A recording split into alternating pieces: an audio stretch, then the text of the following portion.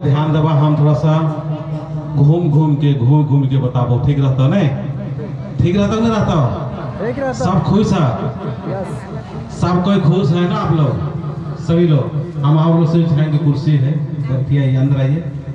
Sir आप लोग भी आइए, बैठिए, कुर्सी है, इधर भी कुर्सी होगा, इधर भी कुर्सी खाली है, आ जाइए, इधर भी कुर्सी है, आइए, ताकि आप भी इस शुभ घड़ी का और करम जो त्योहार हम लोग जो मना रहे हैं, इस करम त्योहार का हम लोग भरपूर लाभ उठाते हुए अपने मनुष्य जीवन को हम कल्याणमय और सुखद जीवन कैसे व्यतीत करेंगे। तो हम चाहेंगे कि आप लोग अपना अपना कोइछा में इनको भी चावल थोड़ा थोड़ा दे देना है ना। 3 बार हम लोग को कर्म देवता में हम जब बोलेंगे मारना है, थोड़ा थोड़ा चावल पकड़ा दे इनको। और आप लोग के पास में है तो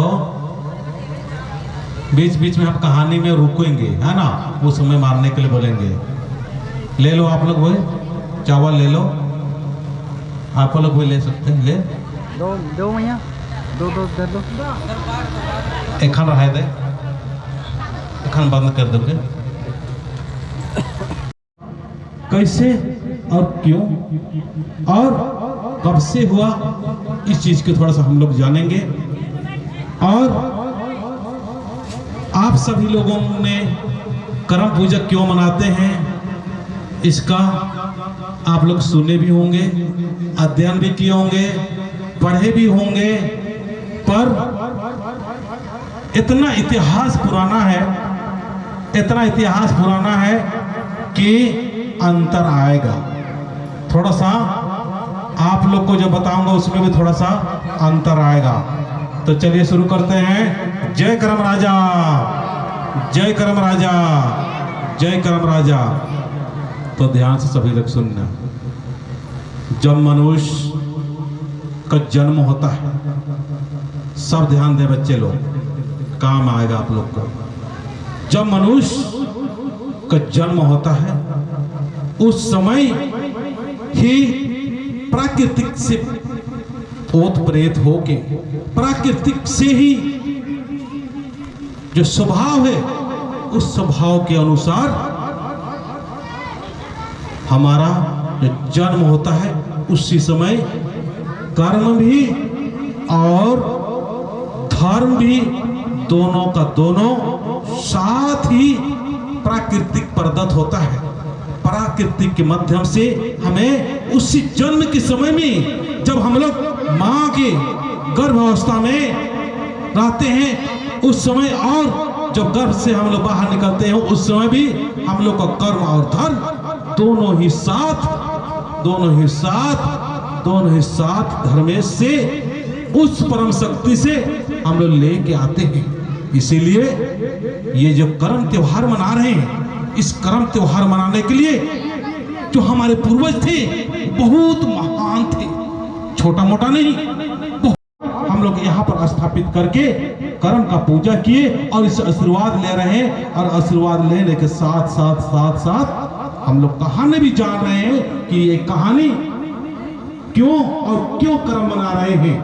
तो आप लोग ध्यान से सुनना, और ध्यान से जब सुनेंगे तो आपको स्मरण होगा ये प्राकृतिक हमें क्या संदेश देती है।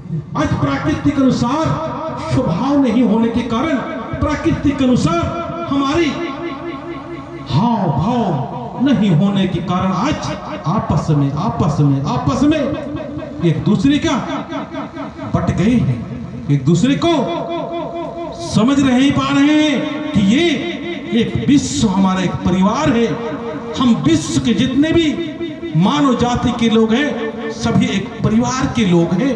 हम एक परिवार के विचार अलग हो सकते हैं, लेकिन हम उस परम शक्ति जिसने धरती आकाश चांद और हवा पानी सब कुछ बनाने वाला, उस परम शक्ति के सारे हम पुत्र और पुत्रियां और बच्चे हैं। उस बच्चे का जन्म जब होता है उस समय धर्म और कर्म दोनों संग चलता है। जब कर्म करते करते हम धर्म से छूट जाते हैं धर्म को हम छोड़ देते हैं तो दुख की और परेशानी की, समस्याओं की भंडार हो जाती है। आप लोग भी जानते होंगे, आज कर्म जो होता है इसका कहानी हम बताने जा रहे हैं। उससे पहले आप लोगों का मानसिक स्थिति को अवगत और बता देना चाहूंगा कि ये जो प्राकृतिक के स्वभाव, ये प्राकृतिक का जो धर्म है, ये एकदम बिल्कुल ही रियल धर्म है। ये इसी को कहा जाता है धर्म। क्यों इसलिए कहा जाता है? में कोई भी अंतर नहीं समझा, क्योंकि पेड़ अगर छाया देता है तो सबके लिए छाया देता है। हवा अगर हवा देता है तो सबकी हवा देता है। सूरज जब रोशनी देता है तो सबको रोशनी देता है। धरती सबको बराबर सम होके सबको पालता है, सबको एक समान वो व्यवहार करता है। इसी को हम लोग धर्म कहते हैं। इसी क्या बोलते हैं? धर्म। रियल धर्म यही है, हमारा स्वभाव ही धर्म है। लेकिन आज हम कहते हैं हम इस धर्म के हैं, हम इस धर्म के हैं, हम इस धर्म के हैं। लेकिन हम आज इस कर्मदेव के पास में आके और हम ये जो बताने का मुझे सौभाग्य मिला, इससे द्वारा मैं बता देना चाहूंगा कि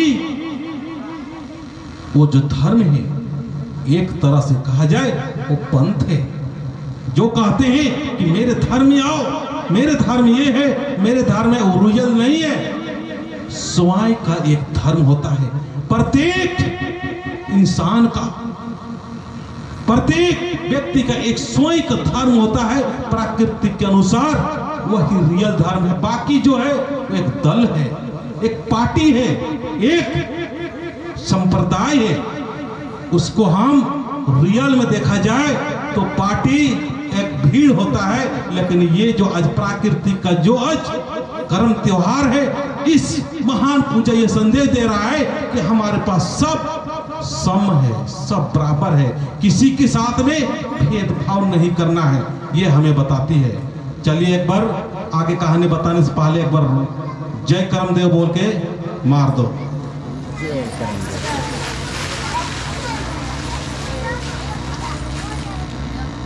जय कर्मदेव। थोड़ा सा टाइम लगेगा। आप लोग को भूख तो नहीं लगा ना? जो उपास रखे हैं नहीं लगा ना? लगा है क्या भूख? थोड़ा थोड़ा खा लेना, कोई बात नहीं, पूजा कर लिए है ना? लेकिन थोड़ा सा टाइम लगेगा सुनना। सुनेंगे आप लोग? सुनेंगे कि नहीं सुनेंगे? कर्म देवता को सुनाई देना चाहिए। सुनेंगे? इधर से आवाज नहीं आया। सुनेंगे? गुड। इन्हें सालों सुनवा ना सब। तो चलिए, जय सरना, जय धर्मेश, जय आदिशक्ति, जय कर्मदेव। तो एक परिवार में ननका और ननकी, ननका और ननकी पति पत्नी थे और उनका स्वभाव बहुत ही अच्छा, प्राकृतिक के अनुसार किसी के साथ में भेदभाव नहीं, गांव घर के लोगों के साथ में बहुत ही अच्छा से प्रेममय वो रहते थे। बहुत सुख था, बहुत शांति था। लेकिन एक दुख का टाइम था, एक दुख का समय था। वो था कि उनका कोई पुत्र नहीं था, कोई बाल बच्चे नहीं थे। ध्यान सुनिए इधर, कोई भी बाल बच्चे नहीं थे, इसीलिए वो लोग दुखी थे। लेकिन पूरे के पूरे गांव के लोग उनको राजा महाराजा की तरह इज्जत और सम्मान करते थे। उनको स्वभाव बहुत ही अच्छा था। किनका? ननका और ननकी का, ननका और ननकी का बहुत अच्छा स्वभाव था। इनका बाल बच्चा नहीं होने के कारण बहुत दुखी थे। ये दुखी होते होते परेशान हो रहे थे और परेशान होते होते ये लोग, एक समय की बात है, उस समय उनकी मयूसी को देखकर शरनामा परमपिता सत्य धर्मेश, जिसको सत्य कहते हैं, उनको याद किया उन लोगों ने याद करने के बाद में नन का और नन की पे एक सौपन आया, एक सपना आया कि आप का जो स्वभाव है वो प्राकृतिक के अनुसार ना होके गड़बड़ हो गया है, इसीलिए आपके साथ में ये दुख हो रहा है। आप भादो एकादशी के दिन में, आज के दिन में ही आप कर्म डाली को लाके पूजा करना है और विधि विधान से पूजा करना है, और आप जो सेवा करने के बाद में आपको जो चाहिए इच्छा पूरा होगा। वो लोग विधि विधान से पूजा किए, पूजा करने के बाद में उनका 2 पुत्र का जन्म हुआ। कितने पुत्रों का? कितने का? 2 पुत्रों का जन्म हुआ। एक का नाम था कर्मा और दूसरे का नाम था धर्मा। ताली बजा दीजिए एक बार उनके नाम से, ताकि आप लोग का माइंड भी ध्यान से सुनेंगे, है ना। तो क्या बताए? एक का नाम था कर्मा और दूसरे का नाम धर्मा था। आप ये दोनों भाई आपस में बहुत मेल प्रेम से अच्छे से रहते थे, लेकिन जो कर्मा था बहुत काम करता था। आज आदिवासी लोगों को मैं देखता हूँ, ये लोग बहुत काम करते हैं, इतना रगड़ घस काम करते हैं, लेकिन बरकत नहीं है, बढ़ोतरी नहीं है। थोड़ा सा टाइम लगेगा। आप लोग को भूख तो नहीं लगा ना? जो उपास रखे हैं नहीं लगा ना? लगा है क्या भूख? थोड़ा थोड़ा खा लेना, कोई बात नहीं, पूजा कर लिए है ना, लेकिन थोड़ा सा टाइम लगेगा सुनना। सुनेंगे आप लोग? सुनेंगे कि नहीं सुनेंगे? कर्म देवता को सुनाई देना चाहिए। सुनेंगे? इधर से आवाज नहीं आया। सुनेंगे? गुड। इन्हें सालों सुनवा ना सब। तो चलिए, जय सरना, जय धर्मेश, जय आदिशक्ति, जय कर्मदेव। तो एक परिवार में नन का और नन की, नन का और नन की पति पत्नी थे, और उनका स्वभाव बहुत ही अच्छा, प्रकृति के अनुसार, किसी के साथ में भेदभाव नहीं, गांव घर के लोगों के साथ में बहुत ही अच्छा से प्रेममय वो रहते थे। बहुत सुख था, बहुत शांति था। लेकिन एक दुख का टाइम था, एक दुख का समय था। वो था कि उनका कोई पुत्र नहीं था, कोई बाल बच्चे नहीं थे। ध्यान से सुनिए, इधर कोई भी बाल बच्चे नहीं थे, इसीलिए वो लोग दुखी थे। लेकिन पूरे के पूरे गांव के लोग उनको राजा महाराज की तरह इज्जत और सम्मान करते थे। उनको स्वभाव बहुत ही अच्छा था। किनका? ननका और ननकी का, ननका और ननकी का बहुत अच्छा स्वभाव था इनका। बाल बच्चा नहीं होने के कारण बहुत दुखी थे। कि दुखी होते होते परेशान हो रहे थे, और परेशान होते होते ये लोग, एक समय की बात है, उस समय उनकी मयूसी को देखकर शरनामा परमपिता सत्य धर्मेश, जिसको सत्य कहते हैं, उनको याद किए उन लोगों ने। याद करने के बाद में नन का और नन की पे एक सौपन आया, एक सपना आया कि आप का जो स्वभाव है वो प्राकृतिक के अनुसार ना होके गड़बड़ हो गया है, इसीलिए आपके साथ में ये दुख हो रहा है। आप भादो एकादशी के दिन में, आज के दिन में ही आप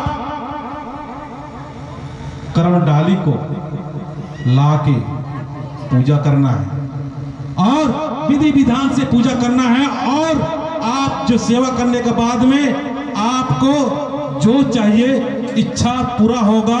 वो लोग विधि विधान से पूजा किए, पूजा करने के बाद में उनका 2 पुत्र का जन्म हुआ।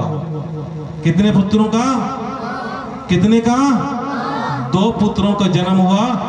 एक का नाम था कर्मा और दूसरे का नाम था धर्मा।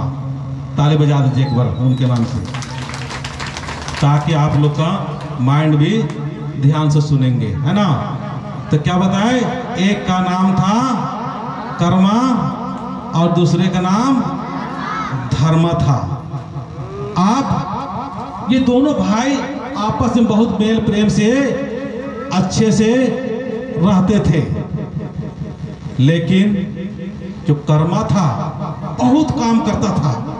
आज आदिवासी लोगों को मैं देखता हूं, ये लोग बहुत काम करते हैं, इतना रगड़ घस काम करते हैं, लेकिन बरकत नहीं है, बढ़ोतरी नहीं है। कोई 10 घंटा करके भी दुखी जीवन व्यतीत कर रहा है। इसका कारण यही है, जो कर्मा था वो अपने माँ बाप का या अपने पूर्वजों को जो बताया हुआ पूजा पाठ प्रार्थना था वो भूल चुका था। उसके अंदर में एक अहम भावना पैदा हुआ, उसके अंदर में एक अहंकार पैदा हुआ कि मैं ही कर्म राजा हूं, मैं ही भगवान हूं। इस टाइप का उसके अंदर में एक अहंकार हुआ। वो कर्म तो करता था लेकिन भगवान की याद नहीं करता था, धर्मेश को याद नहीं करता था, इसीलिए उसकी जिंदगी में दुख आने लगा। फिर जो धर्मेश, जो धर्म बाबा था, जो कर्मा और धर्मा जो था, और धर्मा जो था वो कर्म भी करता था और धर्म भी करता था। क्या? कर्म भी और धर्म भी करता था। इसीलिए ये बताने का प्रयास आज ये संदेश कर रहा है कि इससे पहले हम बता चुके थे, है ना। जब हम जन्म लेते हैं तो उस समय हमारा कर्म भी और धर्म दोनों संग संग आता है। अगर हम केवल कर्म करते रहेंगे तो इसे कर्म भी दोषिता आ जाएगा, लोभ आ जाएगा, लालच आ जाएगा, ईर्ष्या आएगा, छीना झपटी आएगा, हमको बड़ा बहुत पैसा धन दौलत अर्जित करने का मनोभावना पैदा हो जाएगा। तो वहां पर हमारा धर्म नहीं रहेगा, तो हम धर्म के अनुसार काम नहीं करेंगे तो दुख होगा। दुख होगा कि नहीं होगा? होगा कि नहीं होगा? होगा। और जो धर्म था वो कर्म करते रहता था और धर्म का भी काम करते था, बराबर बराबर काम करता था। इसीलिए इस कहानी के माध्यम से आप लोगों को बोलना चाहेंगे कि कर्म और धर्म दोनों को साथ लेके चलिए। एक बताले बजा, धन कमाओ, दौलत कमाओ, संपत्ति कमाओ, एरोप्लेन में घूमो, जहां घूमना है घूमो, लेकिन उस परम शक्ति सत्धर्मेश को मत भूलो, जिसने कि पूरे संसार को बनाया। तुम पूरा का पूरा धन दौलत अर्जित कर लो, लेकिन उसको कभी नहीं भूलना। आप और अपने बच्चों को भी यही शिक्षा देने की आवश्यकता है। जो धर्म था वो धर्म करता था, उसका धन दौलत बहुत आता था। एक समय की बात है, गांव में अकाल सा हो गया। जय कर्मा, जय करमदेव, सुनिए, जय करमदेव, बोलिए जय करमदेव। हमें अच्छा से सुनने का, हमें स्मरण करने का ज्ञान दो, ताकि इस सुंदर नगर से जो कर्म दिन है, आज से हम लोग प्राण लेंगे। हम आपस में इतना प्यार से रहेंगे, इतना सुंदर से रहेंगे, इतना अच्छा से काम करेंगे कि धर्म करते हुए हमारे पास धन की जो अर्जित हो, दौलत की जो अर्जित हो, वो धन और दौलत बरकत के साथ होना चाहिए, दुआओं के साथ होना चाहिए, बेईमानी के साथ में नहीं, छल के साथ नहीं, कपट के साथ में नहीं, अनाप शनाप ना करते हुए हम लोग के पास में जो धन आना चाहिए वो दुआओं के साथ आना चाहिए। किसके साथ आना चाहिए? किसके साथ आना चाहिए? दुआओं के साथ में। अगर हम किसी से धन दौलत भी ले रहे हैं तो उनको आशीर्वाद मिलना चाहिए कि भाई ये अच्छा आदमी है, ये नहीं कहना चाहिए बेईमान है। एक के समय की बात है, फिर गांव में क्या हुआ? अकाल हुआ। क्या हुआ? अकाल हुआ। अकाल जब हुआ तो उनके दिमाग में अब आने लगा कि भाई इतने इतने बाल बच्चे परिवार हैं, अब हमें नहीं कमाएंगे तो हमारा परिवार कैसे गुजारा होगा। उन दोनों ने प्लानिंग करने के लिए या बाहर का काम करने के लिए वो चले गए। अब जाने के बाद में खूब पैसा और धन इकट्ठा किए। उसमें पैसा तो कम था लेकिन धन ज्यादा था। ज्यादा धन होने के कारण से क्या हुआ, वो लोग ला रहे थे, लाते गांव के कुछ दूर रुके और बोले यार अब तो हम लोग बहुत थक गए हैं। क्या अब हम लोग बहुत थक गए हैं, अब हमें गांव के लोगों को मदद के लिए बुलाना चाहिए, है ना। चले एक बार करमदेव के नाम से फिर चावल मार दो जोर से।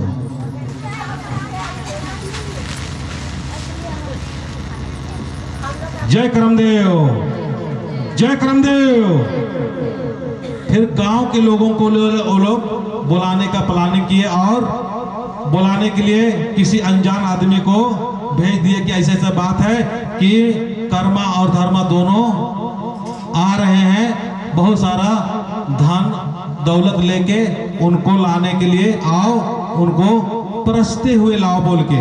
लेकिन उसी दिन ये करम देव का जिस दिन से त्योहार है, वैसा ही लोग क्या कर रहे थे, मस्ती से करम खेल रहे थे, झूम रहे थे। इतना मगन था किसी का कोई सुनने वाले नहीं थे। फिर क्या हुआ, 2-3 आदमी भेजे, वो लोग भी नहीं आए, वो लोग भी खेलने लगे। फिर लास्ट में धर्मा को भेजा गया। धर्मा को भेजने के बाद में धर्मा भी सोचा कि 1-2 चक्कर घूमते हैं। फिर वो भी घूमते घूमते लोभा गया, वो उधर का भूल गया। अब वहां बैठे बैठे जो कर्मा है वो गुस्सा हो रहा है। जय करमदेव बोलिए, जय करमदेव, जय करमदेव। वो गुस्सा होने लगा। अब गुस्सा होते होते होते परेशान होके उससे रहा नहीं गया, तो एक किसी अंजान का डाली को भादो एकादशी के दिन में खेल रहे हैं, मस्ती से झूम रहे हैं। ये गुस्सा से किया कि हम बार बार बुला रहे हैं, इतने लोगों को भेज रहे हैं, लेकिन फिर भी वो आ नहीं रहा, क्यों नहीं आ रहा है। जोर से बहुत तेजी से गुस्सा आया और गुस्सा होने के बाद में वो कूद गया और जाकर ऐसा ही जो कर्म डाली गड़ा हुआ था उसको उखाड़ के वो लात मार के मतलब समुद्र में फेंक दिया।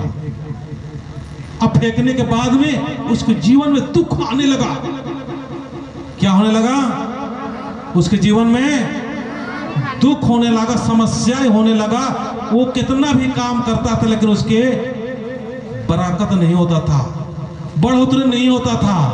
वो परेशान हो गया कि भाई मैं इतना काम करता हूं तो भी मेरे जीवन में सुख नहीं आ रहा है, तकलीफें आ रही हैं, परेशानियां आ रही हैं, बाल बच्चे अनाप शनाप हो रहे हैं, बिगड़ रहे हैं। और धर्मा जो है वो थोड़ा भी काम करता तो उसका धन दौलत का बढ़ोतरी होता है, परिवार में सुख शांति है, परिवार में प्रेम से रहते हैं। अब उसको जलन होने लगा और जलन होने लगा तो जलने वाला आदमी बिना आग की जलता है ना, जलता कि नहीं जलता है। तब एक बार ताले बजा दीजिए, आप लोग सो रहे हैं क्या। तो क्या हो रहा है, जो जलनशील आदमी होता है, ईर्ष्यालु आदमी होता है, उसको तेल की जरूरत नहीं है या आग की जरूरत नहीं, वो अपने आप जलते रहता है। तो जो कर्म बाबा था उनका कर्म बिगड़ चुका था, धार्मिक अनुसार नहीं था, इसलिए वो इस तरह से करता था। जब इस तरह से करने के बाद में उसके जीवन में दुख तो तकलीफें आने लगी। फिर एक दिन की बात है, वो करमदेव जो कर्मा है वो धान का लगाते जा रहा है, उसका धान मतलब ठीक से रोपाबे नहीं कर रहा है। और जो धर्मा था, वो धर्मा जो खेत में धान लगा रहा था, वो धान बहुत अच्छा से हो रहा था। तो ये सब देख के ये दोनों भाई ने एक दूसरे से मनमुटाव होते हुए घर चले गए। घर जाने के बाद में फिर शैतानी दिमाग कर्मा का काम करने लगा। तो कर्मा ने क्या किया, रात में जाके जो धान लगाया गया था उस धान को उखाड़ने लगा। इधर सुनिए दीदी, इधर सुनिए आप, आपको कहानी बाद बताना मेरे बाद में। हाँ, जब ताली बजा दीजिए दीदी के नाम से एक बार, और बजा दीजिए जोर से। तो धान जो था उसको रौंदने लगा, उसको उखाड़ उखाड़ फेंकने लगा, और ऐसा उखाड़ता था जाकर फिर धान इधर लहाने लगा। तो आश्चर्य हुआ, अरे ये क्यों, कैसे हो रहा है? मैं उखाड़ उखाड़ के फेंक रहा हूँ, इसको पैर से मैं रौंद रहा हूँ, पैर से इसको दबा रहा हूँ, फिर भी ये धान जो धर्मा का धान है वो और लहा रहा है। वो आश्चर्यचकित हुआ, फिर सोचने लगा यार हो क्या रहा है, ये बड़ा परेशान। फिर एक शरणा माँ एक बुढ़ी के रूप में धारण की, धर्मेश साला माँ एक बुढ़ी का रूप धारण की और डंडे पकड़ पकड़ के वहां पर आई। उसके बाद में उससे बोल रही है, अरे आपको क्या हो गया, क्यों ऐसा कर रहे हो? धर्म आपका भाई ही है, फिर आप इसको क्यों नुकसान करने की कोशिश कर रहे हो? तो अपना समस्या को बताया। फिर वो बोला कि मेरे जिंदगी बहुत दुख और मेरे घर में सुख शांति नहीं है, धन दौलत नहीं आ रहा। फिर वही सरना माँ के नाम से एक बार ताली बजा दीजिए, एक बार सरना माँ के नाम से। फिर सरना माँ ने क्या कि उसको उपाय बताई कि आप भादो एकादशी के दिन में इसी तरह जो कर्म डाले गाड़ के आपके घर परिवार के लोग पूजा पाठ प्रार्थना कर रहे थे, उस समय आप कर्म डाली को लात मार के उखाड़ के फेंक दिया, और वो डाली जाके 7 समुद्र पार एक समुद्र था, उस समुद्र के टापू में जाके रुका है। आप वहां पर जाइए, वहां से उसको लाइए और क्षमा याचना करते हुए फिर से पूजा पाठ कीजिए। फिर वो जैसे सुबह हुआ, कर्मा फिर कर्म टाले को ढूंढने के लिए चलने लगा।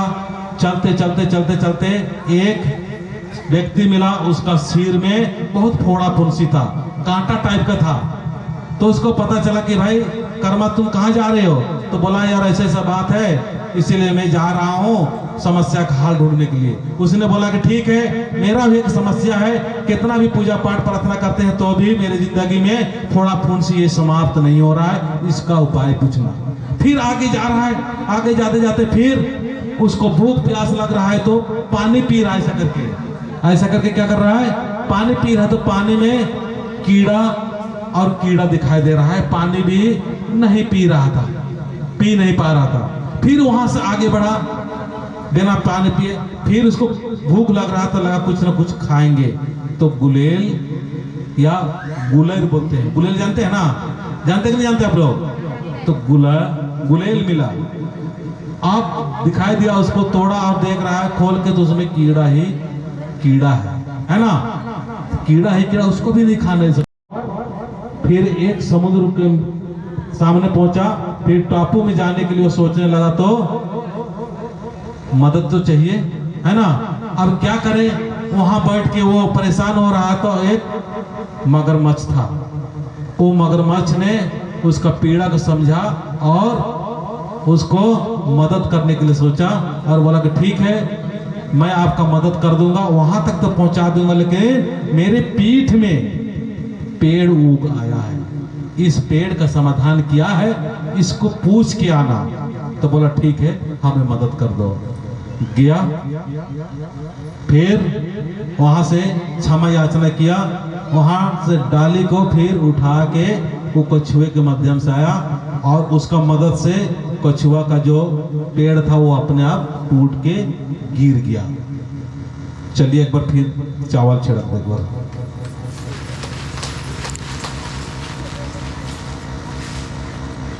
जय करमदेव, जय करमदेव।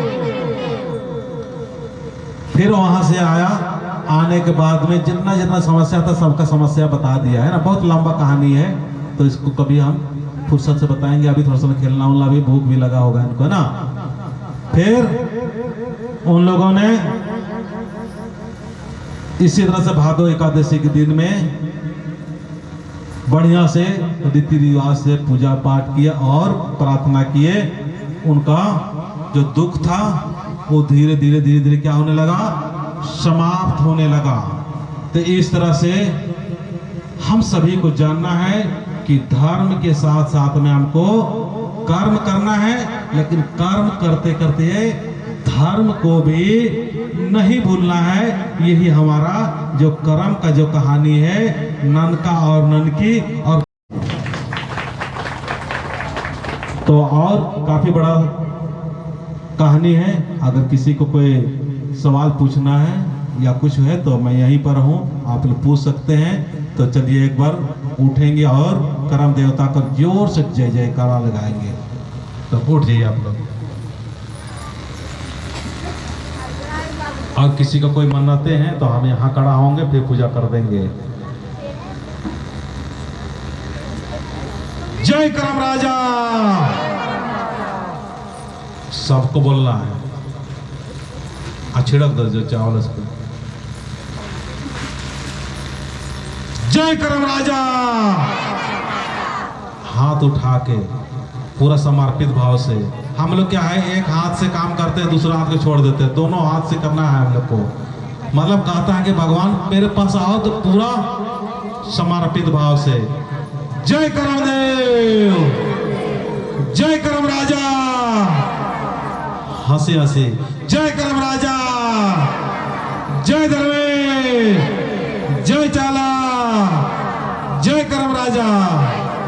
चलिए हम कहानी को यहीं समाप्त करते हैं। किसी को कोई सवाल, किसी को कुछ पूछना है तो पूछ सकते हैं।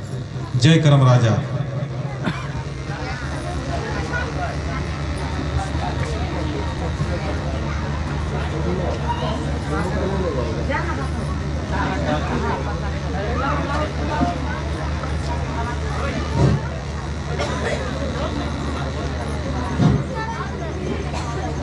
बहुत ही गूढ़ रहस्य को कथा के माध्यम से चित्तरंजन दादा ने बतलाया।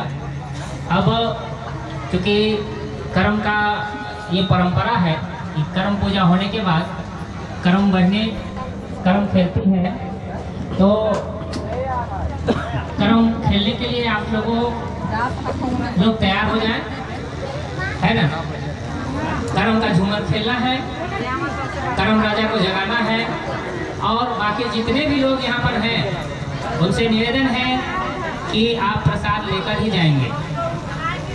और 5 मिनट आप लोग बैठे